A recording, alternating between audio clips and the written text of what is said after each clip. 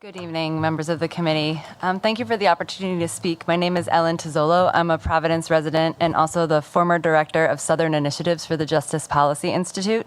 I'm here to speak in support of Senate Bill 341. I know it's getting late. I do have an additional argument that I don't feel like has been mentioned yet, so I just want to hear me out. I know everyone's tired. Just a tiny bit about my background. I worked in juvenile criminal justice reform for many years. Most recently as a consultant for the Alabama Board of Pardons and Paroles and Department of Corrections, advising on causes and solutions for the over-incarceration of women.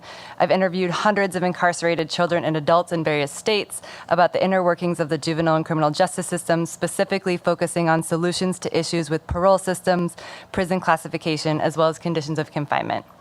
At the very, very beginning of my career, I was invited by a friend of mine to an event at Angola prison called Long-Termers Day. And Long-Timers Day was an opportunity for people who'd been incarcerated for more than 25 years to invite their family, friends, lawyers, advocates to a casual barbecue.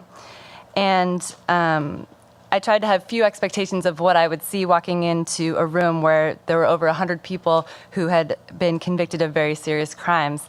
And I was frankly surprised. The people I met at Long-Timers Day ranged in age from their 40s into their 80s.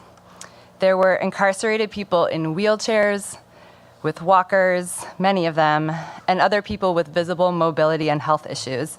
There were more elderly black men in that room than I had seen in the total of the years that I had lived in Louisiana to that date.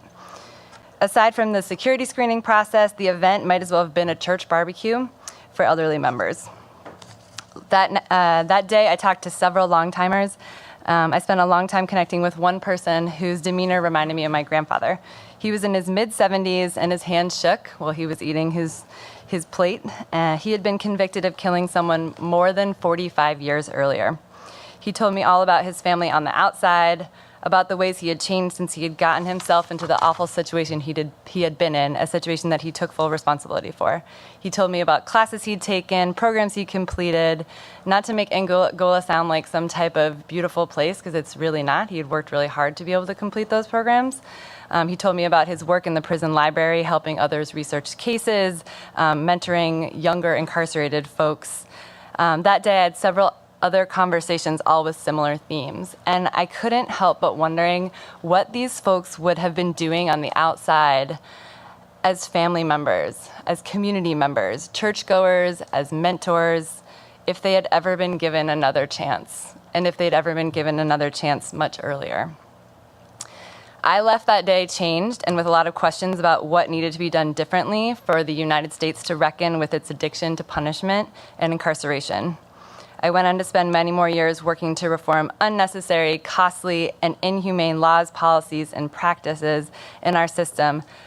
Laws and policies that frankly make no sense in terms of human development, fiscal responsibility, human rights, and public safety. The law that allows for juvenile life without parole is frankly one of the most inhumane, archaic, and expensive, not to mention, within our complicated criminal justice system. I told you this story today because most people have not thought about what life in prison or what life in prison without the possibility of parole actually looks like, particularly for large groups of people. So please just take a minute to imagine a nursing home surrounded in towers, armed guards, and barbed wire. And if you haven't read up on the crisis of the aging prison population, there are a lot of resources out there.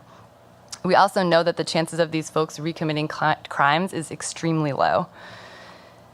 So this prison nursing home scenario is already our reality to a significant degree. And as a society, is this really what we're striving for? Do we really believe in throwing people away forever? Do we really believe in throwing away children forever? So what we're asking for is a chance. Parole hearings, again, has been stated a million times, and I'll say it one more time. It's merely a chance for someone who's incarcerated to be considered to be released. It's quite simple, and at this point, it's up for you all to decide. Do you believe our children deserve another chance? I certainly do. Please support this bill. Thank you.